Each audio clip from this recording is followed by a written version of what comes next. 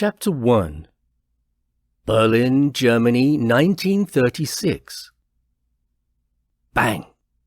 The athletes sprang forward out of the starting blocks. The multinational crowd stood up cheering and chanting the name of one particular athlete. Jesse Owens, the American track star, shot like a bullet from the starting block. 10.3 seconds later, he sprinted past the finish line, winning gold and equaling the world record. The crowd in the newly built stadium exploded into cheering and applause. Many were chanting his name. Thomas looked over at the stadium section reserved for the Nazi top brass. There was no celebration there. The party faithfuls sat stoically with arms folded, stone-faced. They regarded African-American athletes and many other non-Aryan people as inferior. They called them auxiliaries. What they implied in reality was that these races were subhuman. In these 1936 Olympic Games held in Berlin, Jesse Owens, among others, publicly and conspicuously proved that the Nazi belief in the German people's superiority was false. It was the complete opposite, as many of the medal winners proved. Thomas looked away from the sour-faced losers and turned his attention to his beautiful wife, Beth, across the row. Standing next to her with cheerful, happy faces were his 3 sons, Edward, 11 years old, and the twins, George and Benjamin, who were 9. His 2 daughters were also twins and were 6 years old. They preferred to stay in England with their grandparents, George and Emma Turnbull. Thomas and Beth had needed a holiday, and this seemed like the perfect time to do it. The boys loved sports of any kind, and this was their first time abroad. Thomas had been working hard establishing his medical practice in Tunbridge Wells, in the county of Kent, where they had moved to be closer to friends and family. Beth was a great mother and loved her children dearly, but 5 young children were a handful at times. Plus she helped Thomas with the practice on occasion. "Did you see that, Dad? Can you believe it? That was fantastic!" Edward was jumping up and down with excitement. George and Benjamin were also jumping with excitement and joining the chant, "Owens! Owens!" Thomas locked eyes with Beth.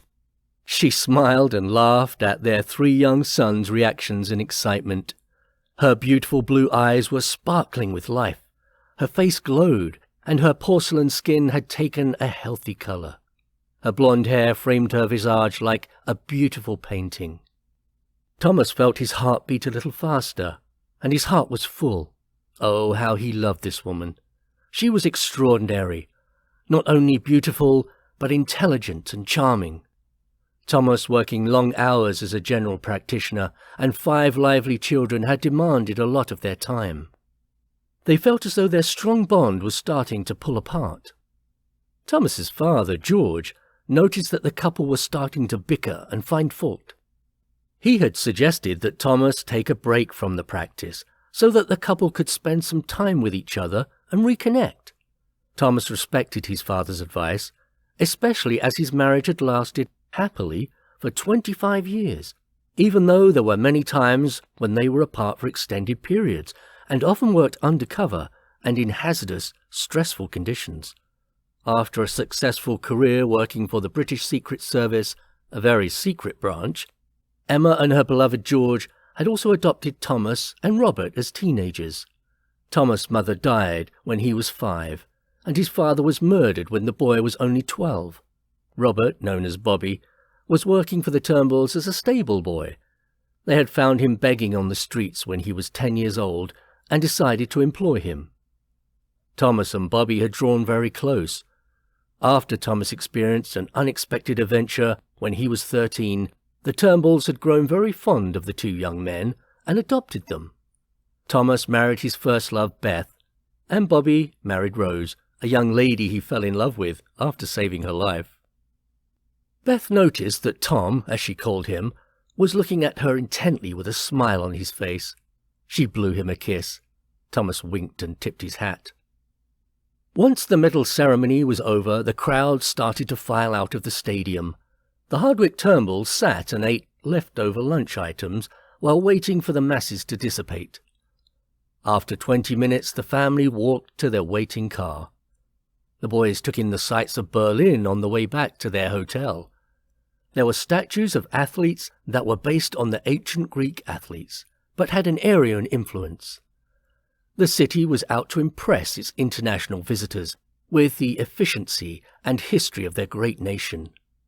Berlin was decked with many flags emblazoned with a swastika symbol, and other Nazi-inspired artwork and influence were everywhere. Later, Thomas and Beth found out that the regime had temporarily removed the anti-Jewish signs and propaganda. They had also relocated any people they considered as undesirable. "Daddy," George exclaimed excitedly, "Jesse Owens is competing in the long jump tomorrow. We must make sure we don't miss that." Thomas laughed, leaned forward in his seat and ruffled George's mousy blonde hair. Benjamin spoke enthusiastically. "Yes, and Daddy, Owens is up against Lutz Long from Germany." The twin turned back to look out of the car window. "Don't worry, boys, we won't miss that event," Thomas assured them. Edward was often more formal and less excitable than his younger brothers. "Father, will we get to watch the football matches?" "Well, not all of them, just pick the ones you think you will enjoy, and we'll certainly fit them in," Thomas replied. Edward smiled at his father. He was much more like Thomas in appearance than the twins, who looked more like their mother. Edward had jet-black hair and blue eyes like his father, and was tall for his age. However, he also acted more like a young adult than a boy. Beth would often try to get him to loosen up and be less severe. But both Thomas and Beth resigned themselves to the fact that he was an old soul in a young body, which wasn't necessarily a bad thing. However, Beth could see he was a chip off the old block. The car travelled on for about 20 minutes. The traffic was heavy at this time. They drove into Berlin's fashionable neighbourhood and soon arrived at the Hotel Adlon. The Brandenburg Gate was to the left of the hotel, and they had a great view from their suite on the 6th floor. The hotel was also located directly across from the French embassy. The American embassy was usually located in the adjacent Palais Blucher building, but the building was destroyed and reconstruction was still in progress. The car driver got out and opened the door, helping Mrs. Hardwick-Turnbull first, then Dr. Hardwick-Turnbull, who in turn helped the boys out, while Beth was tipping the driver. Finally, the driver thanked her and tipped his cap. He turned to look at Thomas and beckoned him. "You and the boys can go ahead, my darling. I won't be a minute," Thomas spoke. Beth ushered the boys through the front entrance. "I'll order a pot of Earl Grey tea for you and some light snacks for the boys in the tea room." "Thanks, darling." Thomas watched her walk away. He loved the way she walked. The driver approached Thomas, pulled up his driver's cap, and removed his dark glasses. Thomas staggered back in shock. "Dad?" "No, not quite, nephew," he clarified. "Harry? Uncle Harry?" Thomas stammered. "Yes, Tom, look, I don't have time to explain. Take this note and read it in the privacy of your room. But have tea with your family first. Act naturally so as not to arouse suspicion." Harry walked back to the car, having put his cap and glasses back on, and drove away. Tom looked down at the note. It was in a small envelope, with his name handwritten on the front. Thomas. He tucked it into his jacket pocket and walked into the hotel. The Hardwick-Turnbulls were back in their hotel suite after a light tea in the salon. Beth had made the boys take a nap before dinner. The twins would get cranky if they got overly tired, and it had been a long, exciting day for them. Edward was to read quietly in his room. Thomas and Beth were relaxing in the living room of their suite. They were sitting on a couch, talking about the day's events and how they had all enjoyed themselves. Beth was curious about the driver. "It was my Uncle Harry," Thomas said, still not quite believing he didn't dream the encounter. "What?" Beth laughed. She looked at Thomas. He was not smiling. "My dear Tom, are you sure? Why would he be here in Berlin and posing as a chauffeur?" "At first I thought it was my father. They could be twins, but they were born 2 years apart, Harry being the older brother. It was definitely Harry. He did not have time to speak, but handed me this note." Thomas was holding the note and staring at the front that had his name scribed on it. "He told me to act naturally, to have tea with the family, and then to open it when back in the room." And here we are. Beth touched his arm. He loved the way Beth touched his arm. Yes, here we are, Thomas repeated. He smiled at his dear wife.